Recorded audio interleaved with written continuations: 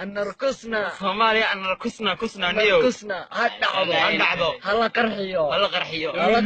هكمدان Soomaaliya ma aragtay waxaan sheegaynaa maanta in Soomaaliya horumar gaadhaatay doorashada kadibna waan aqoonsanay karoodaya ilaa cishay waa runtii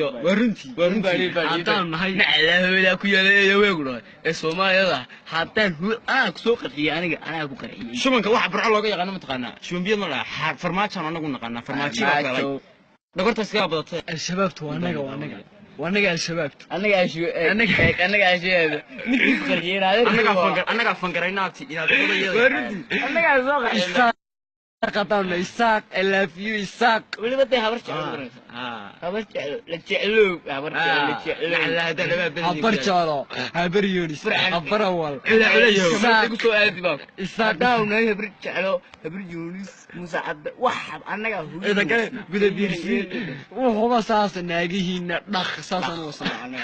ناجيهن ونحبط قصتوين ويا يهودا كاي waxa ku yiri naagihiina siil macaan naagihiina ka yaab naclaabada bileedu kigeela naclaabin fiyaale hayro qasharo naclaabadu yaalo reexamaro maan dhow kana dhaakahay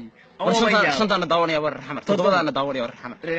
raxmar baatiin uf tooni meena siilka hooyadiina winaa wase kulmiye Somaliland hanolaato wasi caga balaaray هذا الكاع على اسمع ركتان ايه وحي مولين كلنا دا ومعنا كي هنعض نيو هم شنتي بقول لكم متنا مدعينا انه كروضه حن تدكي